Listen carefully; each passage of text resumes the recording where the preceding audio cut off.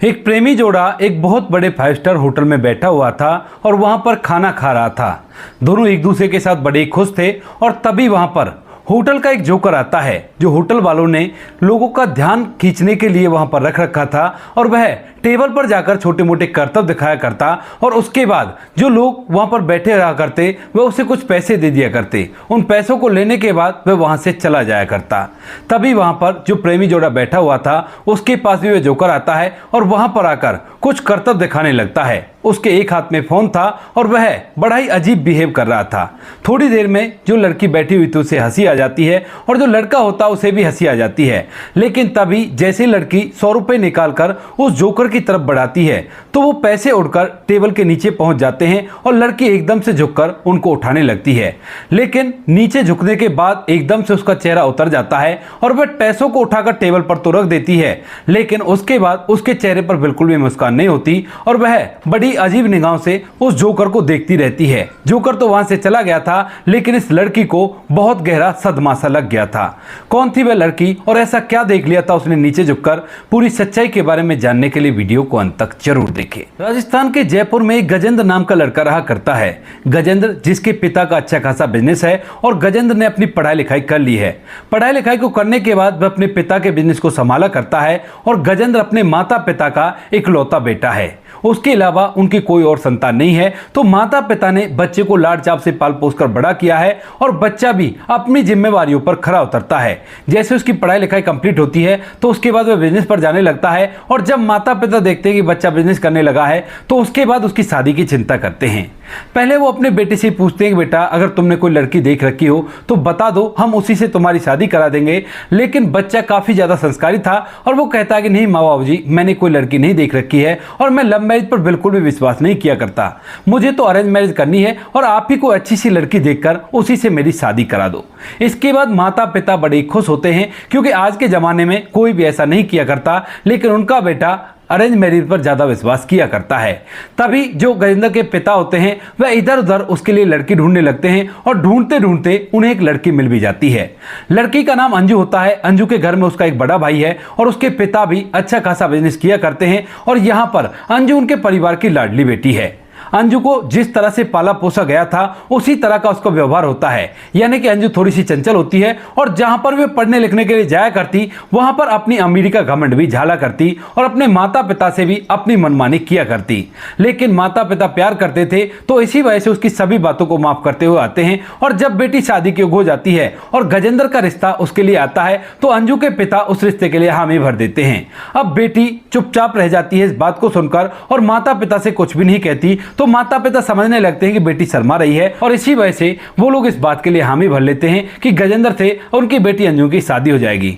दोनों परिवार मिलकर एक निश्चित तारीख तय कर देते हैं और उस तारीख पर दोनों की शादी हो जाती है। शादी होने के बाद जो अंजू होती है वह दुल्हन बनकर गजेंद्र के घर में पहुंच जाती है और सब कुछ अच्छी तरह से होने लगता है। यहाँ पर वैसी तो कोई परेशानी नहीं होती क्योंकि घर के अंदर नौकर चाकर हैं और वही सारा काम देखा करते हैं। अंजू को केवल घर के अंदर रहना था और आराम से अपने जीवन को व्यतीत करना था। गजेंद्र बिजनेस जाया करता है और जो अंजू होती है वह भी उस परिवार के साथ काफी ज्यादा घुल मिल गई थी और अच्छी तरह से उनके साथ व्यवहार करती है। यहाँ पर कोई भी कैसी भी दिक्कत नहीं थी। लेकिन तभी एक दिन शाम के समय जब गजेंद्र घर लौटता है और डायरेक्ट अपनी पत्नी के कमरे में चला जाता है तो वहां पर उसकी पत्नी उसे देखकर एकदम से फोन काट देती है, मानो कि वह अपने पति से कुछ छुपाना चाहती हो। इसके बाद गजेंद्र अपने पत्नी से पूछता है कि ये बताओ किससे बात कर रही थी और तुमने मुझे देखकर फोन क्यों काट दिया, क्या बात हो गई? तो यहां पर वो कहने लगती है कि नहीं ऐसी कोई बात नहीं है, मेरी एक सहेली है और उसी से मैं बात कर रही थी। अब तुम आ गए हो तो तुमसे बात कर लूंगी, उससे बात करके क्या करूंगी। ऐसा कहकर अंजू फिलहाल तो बात को इधर उधर कर देती है, लेकिन उसके फोन काटने के तरीकों को देखकर जो गजेंद्र होता है वह बहुत कुछ समझ गया था और वह सोचने लगता है कि कहीं बात कुछ और तो नहीं, कहीं मेरी पत्नी मुझे धोखा दे रही हो। फिर भी वह इस बात को ऐसे छोड़ देता है। लेकिन कुछ दिनों बाद एक दिन जब उसकी पत्नी नहाने के लिए बाथरूम में गई हुई थी और पति बिस्तर पर बैठा हुआ था तो उसी दौरान उसके फोन पर एक मैसेज आता है जिसमें लिखा हुआ था मिस यू जान। अब इस मैसेज को देखकर जो गजेंद्र होता है वह एकदम से हिल जाता है, लेकिन फिलहाल फोन का लॉक लगा हुआ था और गजेंद्र को केवल इतना ही पता चलता है कि मैसेज भेजने वाले का नाम राहुल है। इसके बाद गजेंद्र अपनी पत्नी से तो नहीं पूछता है, क्योंकि उसकी पत्नी उसे कुछ भी नहीं बताने वाली है, जैसा कि पहले उसने छुपाया था, और इस बात की तहकीकात करने लगता है। धीरे धीरे 2 से 3 दिन बीतते हैं और 2-3 दिन के अंदर जो गजेंद्र होता है वो पूरी तरह से अपनी पत्नी की तहकीकात कर लेता है और उसके बाद अपनी पत्नी को समझाने लगता है। जब पत्नी को यह बात पता चलती है कि गजेंद्र को यह बात पता चल गई है, तो उसके बाद उससे मना करने लगती है। कहती है कि कोई नहीं, मेरा कॉलेज का दोस्त है और मैं उससे ऐसे ही बात कर ली करती हूँ कैजुअली, और ऐसा वैसा हमारे बीच में कुछ भी नहीं है। अगर आपको इस बात से आपत्ति है तो मैं बिल्कुल भी उससे बात नहीं करूंगी और कोई भी परेशानी नहीं है। ऐसा कहकर वह गजेंद्र को समझा देती है और गजेंद्र भी सोचने लगता है कि चलो ठीक है, गलती हो गई होगी, और उसके बाद ये सुधारने की कह रही है तो कोई बड़ी बात नहीं है, क्योंकि गजेंद्र काफी ज्यादा सुलझा हुआ इंसान था और उसे पता था कि रिश्तों की अहमियत क्या हुआ करती है। रिश्ते की डोर एक बार टूट जाती है तो उसमें गांठ लगने के बाद वो मजा नहीं आता जो पहले रिश्ते में आया करता था। इसी वजह से वो अपनी पत्नी की गलतियों पर पर्दा डालता है और धीरे धीरे कुछ समय और बीत जाता है। अब तक इनकी शादी को लगभग 2 साल बीत गए थे और सब कुछ ठीक ही चल रहा था, लेकिन फिर से यहां पर जो गजेंद्र होता है उसको पता चलता है कि उसकी पत्नी बार बार घर से मार्केट का कहकर जाया करती है और काफी देर में वापस लौटा करती है। यह बात गजेंद्र की मां ने उसको बताई थी, और जब गजेंद्र इस बात को सुनता है तो दोबारा से इस बात की जांच पड़ताल करता है और उसे पता चलता है कि उसकी पत्नी फिर से उस राहुल नाम के लड़के से बात करने लगी है और उसके साथ होटलों में जाया करती है और काफी देर तक वह उसी के साथ रहा करती है। अब यह बात सुनकर गजेंद्र का पारा 7वें आसमान पर पहुंच जाता है, और जैसे उसकी पत्नी आज मार्केट से वापस लौटती है तो वह अपनी कंपनी से वापस लौट आया था और पत्नी के आते ही उसे खरी खोटी सुनाने लगता है। लेकिन जो पत्नी होती है वह इस बात को मानने से मना कर देती है और कहती है कि तुम तो खामखा शक कर रहे हो, ऐसा हमारे बीच में कुछ भी नहीं है। अगर तुम्हें विश्वास नहीं हो रहा तो मुझे एक सबूत लाकर दिखा दो जिस सबूत से सिद्ध हो सके कि मैं किसी और के साथ अवैध प्रेम प्रसंगों में हूं। यानी कि यहां पर जो गजेंद्र की पत्नी होती है वह कैसे भी करके अपने पति को झुठलाना चाहती है, लेकिन पति ने सारी जांच पड़ताल अच्छी तरह से कर ली थी और उसके बाद कहीं पर भी जितने भी सबूत उसने जुटाए थे उनमें यह प्रूफ नहीं हो रहा था ये जो इस लड़के के साथ है गजेंद्र की पत्नी है, क्योंकि जिस भी होटल में वो जाया करती अपने चेहरे को कपड़े से ढक लिया करती और किसी भी सीसीटीवी कैमरे में उसका फोटो क्लियर नहीं आ रहा था। यहां तक कि जब गजेंद्र ने एक दिन उसका फोन भी चेक किया था तो फोन के अंदर भी उसे कुछ भी ऐसा नहीं मिलता जिससे वह ये बात सिद्ध कर सके कि उसकी पत्नी एक राहुल नाम के लड़के के साथ अवैध प्रेम प्रसंगों में हो। लेकिन पति को सारा कुछ सच पता था और इसके बाद वह अपने सास ससुर से इस बारे में बात करता है, लेकिन जैसे ही सास ससुर इस बात को सुनते हैं तो उसके बाद वह अपनी बेटी से बात करते हैं और बेटी उनकी साफ साफ बोल देती है कि माँ बाबूजी ऐसा कुछ भी नहीं है, इनको कोई गलतफहमी हुई है और इसी वजह से ऐसा कर रहे हैं। अगर आपको विश्वास नहीं हो रहा तो इनसे कोई सबूत मांग लीजिए, अगर कोई सबूत मिलता है तो आप विश्वास करना। इस बात को सुनकर मंजू के जो माता पिता होते हैं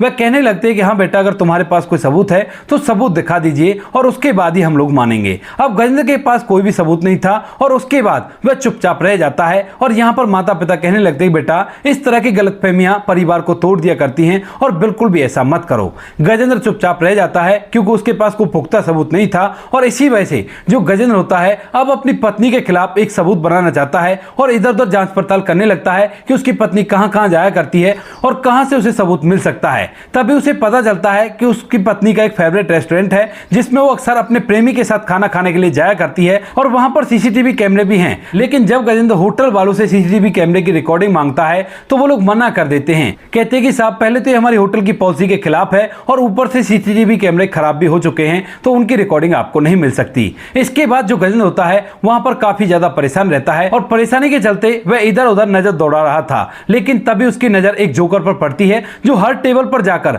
लोगों का थोड़ा सा मनोरंजन किया करता और जब लोग हंसने लगा करते तो उसके बाद उसे कुछ पैसे दे दिया करते। दरअसल इस जोकर को इन होटल वालों ने ही रख रखा है ताकि लोगों का मनोरंजन भी होता रहे और लोग इस जोकर को देखने के लिए यहां पर अपने परिवार के साथ आए और बच्चे इस बात को देखकर काफी ज्यादा एंजॉय करें। अब जैसे ही गजेंद्र इस जोकर को देखता है तो उसके दिमाग में खुरापात चलने लगती है और उसके बाद वह उस जोकर से बात करने लगता है। धीरे धीरे 3 से 4 दिन बीत जाते हैं और 3-4 दिन बाद अचानक से एक दिन उसकी पत्नी घर से मार्केट कहकर निकल जाती है और यहां पर जो गजेंद्र की मां होती है वो अपने बेटे को फोन कर देती है और कहती है कि बेटा अभी अभी तुम्हारी पत्नी घर से मार्केट का कहकर निकली है और जरूर से अपने प्रेमी से मिलने के लिए जाएगी क्योंकि अच्छी तरह से सच सवर कर ये घर से निकली है। इस बात को सुनकर जो गजेंद्र होता है वो कहता है कि ठीक है मां, कोई बात नहीं, आप चिंता मत करो, आगे का सब कुछ मैं देख लूंगा। यहां पर जो पत्नी होती है अपने प्रेमी के साथ सीधा उसी होटल में जाती है, रेस्टोरेंट में जहां पर वो अक्सर जाया करती थी और वहां पर एक टेबल पर बैठकर रहकर दोनों प्रेमी और प्रेमिका खाना मंगा लेते हैं और उस खाने को खाने लगते हैं। दोनों एक दूसरे के साथ बड़े खुश थे और खूब सारा वहां पर एंजॉय कर रहे थे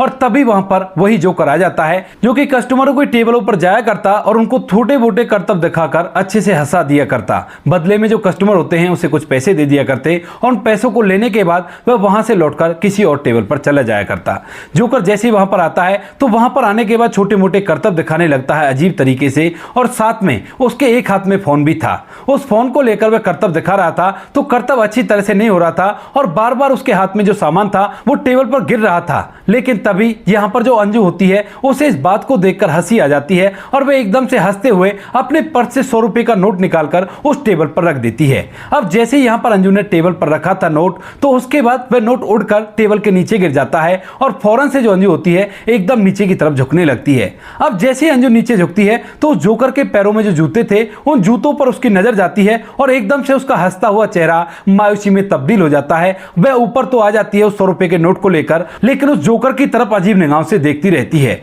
यहाँ पर जो जोकर होता है वह अंजू के हाथ में से 100 रुपए लेता है और वहां से चला जाता है। उसके बाद अंजू मायूसी वहां पर बैठी रहती है, राहुल से पूछता भी है लेकिन अंजू राहुल को अपने प्रेमी को कुछ भी नहीं बताती है। इधर जो जोकर होता है वह चेंजिंग रूम में जाता है और वहां जाकर अपना गेटअप उतारता है तो पता चलता है कि इस जोकर के गेटअप में और कोई नहीं अंजू का पति गजेंद्र था। और उसके बाद वह उस जोकर बनने वाले आदमी को धन्यवाद देता है, कहता है कि भाई आपका बहुत बहुत धन्यवाद, आपकी वजह से आज मेरे पास सबूत आ गया है और इस सबूत के आधार पर मैं सिद्ध कर सकता हूं कि मेरी पत्नी गलत व्यवहार कर रही है और शायद मेरा घर बसा रहे। ऐसा कहकर वह उसका धन्यवाद देता है और वहां से चला जाता है। लेकिन यहां से सीधा वह अपने ससुराल जाता है क्योंकि उसकी मां ने बताया था कि बेटा जब मैंने बहू से पूछा कि इतनी सच सवर कर कहां जा रही हो तो वो कह रही थी कि मार्केट के बाद मैं अपने मायके जाऊंगी, वहां पर मम्मी पापा से मुझे मिलना है। तो इसी वजह से यहां पर जो गजेंद्र होता है सीधा उसके मायके में पहुंच जाता है क्योंकि वो सबूत उसे उसके मायके वालों को भी दिखाना था और साथ में अंजू भी वहीं पर आने वाली थी। गजेंद्र सीधा वहां पर पहुंचता है और वहां जाने के बाद अपने ससुर को वो सबूत दिखा देता है।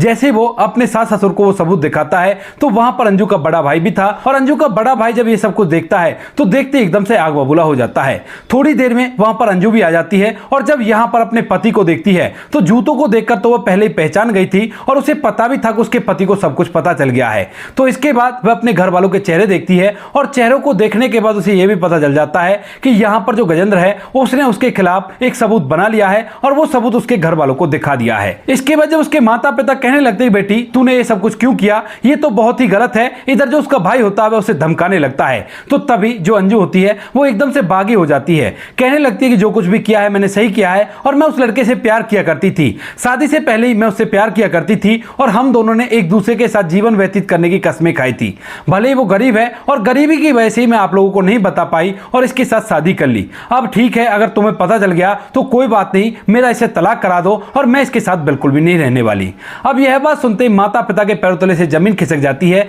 क्योंकि यहां पर जो उसका पति गजेंद्र होता है वह अब भी उसके माता पिता से ऐसी बात कर रहा था कि कोई बात नहीं, जो हो गया उसे भूल जाओ, लेकिन अपनी बेटी को समझा दो कि वो ऐसा ना करे और घर बसा रहेगा, वरना चारों तरफ आपकी भी बदनामी होगी और हमारी बदनामी होगी, ये बिल्कुल भी ठीक नहीं है। लेकिन बेटी के जो वचन थे उनकी वजह से उनकी बदनामी होना तो तय था और साथ में जो गजेंद्र होता है उसके परिवार की भी बदनामी होने वाली थी। इसके बाद जो पिता होते हैं वह एक बहुत ही कड़ा फैसला लेते हैं और कहते हैं कि ठीक है अगर तुझे अपने पति के साथ नहीं रहना तो इनको तलाक दे दे और इनका तेरा तलाक मैं खुद करवाऊंगा, लेकिन उसके बाद मैं तुमसे कोई भी वास्ता नहीं रख सकता क्योंकि तुमने मेरी नाक कटा दी है और अगर मैं अब भी तुम्हारा साथ दूंगा तो चारों तरफ मेरी बदनामी हो जाएगी और लोग तरह तरह की बातें बनाएंगे कि ऐसी बेटी का भी साथ दे रहा है। इसके बाद बेटी भी कहने लगती है कि ठीक है अगर ऐसी बात है तो मैं भी तलाक देने के लिए तैयार हूं और मैं अपने प्रेमी के साथ ही अपने जीवन को व्यतीत करूंगी। इसके बाद जो गजेंद्र होता है वह आखिरी बार अंजू से कहता है कि अंजू देख लो आज भी मौका है, अगर तुम चाहो तो सब कुछ ठीक हो सकता है, बस तुम्हें उस लड़के से बातचीत करना बंद करना होगा।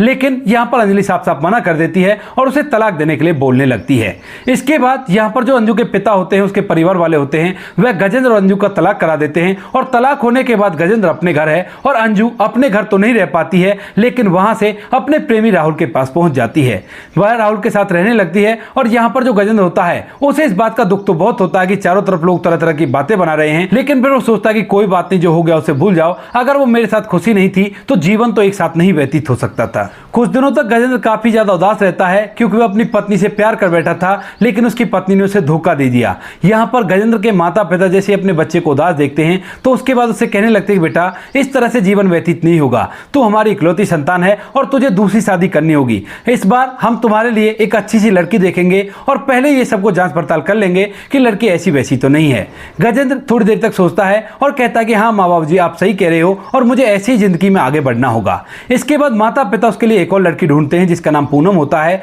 और पूनम से उसकी शादी करा देते हैं। जितना समझदार गजेंद्र था उतनी समझदार पूनम थी और पूनम और गजेंद्र की जिंदगी अच्छी तरह से व्यतीत होने लगती है और कोई भी कैसी भी दिक्कत नहीं होती। धीरे धीरे पूनम और गजेंद्र की शादी को 10 साल बीत जाते हैं और 10 साल में पूनम और गजेंद्र का एक 6 साल का बच्चा भी होता है जिसको यहाँ पर जो गजेंद्र होता है वो बहुत अच्छे स्कूल में पढ़ाता है। पूनम को गजेंद्र के पिछली लाइफ के बारे में सब कुछ पता है और तभी एक दिन जब गजेंद्र को उसके बेटे के स्कूल में बुलाया जाता है तो गजेंद्र वहां पर जाता है, लेकिन वहां पर एक सफाई करने वाली महिला को देखकर गजेंद्र के पैर एकदम से ठिठक जाते हैं क्योंकि वह महिला और कोई नहीं, वही उसकी तलाकशुदा पत्नी थी जो कि अपने प्रेमी राहुल के लिए उसे छोड़कर गई थी। जब गजेंद्र और अंजू की एक दूसरे से नजर मिलती है तो उसके बाद गजेंद्र बहुत कुछ उसके बारे में सोचने लगता है। सोचता है कि इसने तो राहुल के लिए मुझे छोड़ा था, लेकिन फिर ये यहाँ पर इस तरह से काम क्यों कर रही है, आखिर क्या कारण है। वह बहुत कुछ जानना चाहता है लेकिन फिलहाल वह इससे बात तक भी नहीं करना चाहता क्योंकि उसने उसे धोखा दिया था जबकि उसने उससे सच्चा प्यार किया था। तो इसी वजह से वो अपने काम को करता है और काम को करने के बाद वहां से वापस लौटने लगता है। जैसे वो स्कूल से बाहर निकलता है तो तभी जो अंजू होती है जो कि वहां पर सफाई वाली का काम किया करती थी, वह एकदम से उसके पीछे आती है और उसे आवाज लगाकर रोकती है। कहती है कि गजेंद्र रुक जाओ, मुझे तुमसे कुछ बात करनी है। अब इस बात को सुनकर गजेंद्र एकदम से रुक जाता है और पीछे मुड़कर देखता है तो पीछे अंजू खड़ी हुई थी। एक बार तो उसका मन करता है कि यहां से चला जाए, लेकिन फिर वो सोचने लगता है कि एक बार जान तो लेता हूं कि इसकी जिंदगी में ऐसा क्या हुआ और क्या ये मुझसे बात करना चाहती है। तो वो कहता है कि हाँ अंजू बताओ तुम्हें क्या बात करनी है। तो यहाँ पर जो अंजू होती है वह अपनी आंखों में आंसू ले आती है और रोते हुए उससे हाथ जोड़कर माफी मांगने लगती है। इस बात को देखकर गजेंद्र और भी ज्यादा हैरान हो जाता है और सबसे पहले उसे चुप कराता है और पूछने लगता है कि किस बात की तुम माफी मांग रही हो। तो यहाँ पर अंजू कहने लगती है गजेंद्र, मैंने तुम्हारे प्यार को कभी समझा ही नहीं और तुम्हारे प्यार को ठुकराकर मैं जिसके साथ गई थी उसने मेरी जिंदगी पूरी तरह से बर्बाद कर दी। मैं अपने आप इस बात को सोच सोचकर काफी ज्यादा परेशान रहा करती हूँ और मैंने सोचा भी था कई बार कि तुम्हारे घर आकर तुमसे माफी मांगू, लेकिन मेरी हिम्मत नहीं हो पाई क्योंकि मैंने खुद ने ही अपनी जिंदगी को तबाह किया था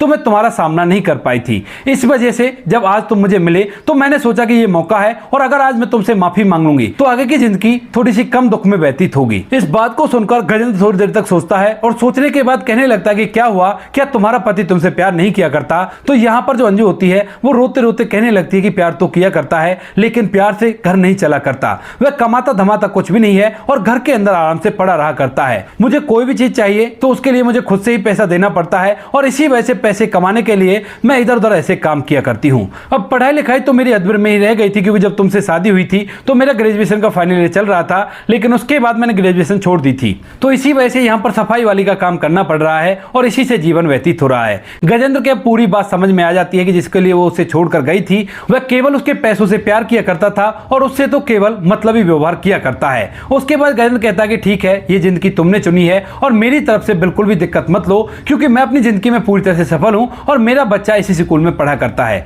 उसी के लिए मैं यहाँ पर आया था और अपनी जिंदगी को आराम से व्यतीत करो। ऐसा कहकर जो गजेंद्र होता है वहां से निकल आता है और अंजू यहाँ पर फूट फूट कर रोती हुई रह जाती है। तो दोस्तों ये थी आज की कहानी, आपको जैसी भी लगी कमेंट सेक्शन में बता देना। वीडियो अगर अच्छी लगे तो वीडियो को लाइक और चैनल को सब्सक्राइब जरूर करें ताकि हमें थोड़ा सा हौसला मिल सके आप लोगों के लिए ऐसी अच्छे वीडियो बनाने के लिए। इन कहानियों को सुनाने का उद्देश्य किसी को परेशान करना बिल्कुल भी नहीं है। ये कहानी आपको इसलिए सुनाई जाती है ताकि आप लोग इन कहानियों में से कुछ ना कुछ सीख सको और अपने जीवन में उस चीज़ को अप्लाई कर सको। मिलते हैं किसी नेक्स्ट वीडियो में नए टॉपिक के साथ, तब तक के लिए जय हिंद, जय भारत, जय हिंदुस्तान।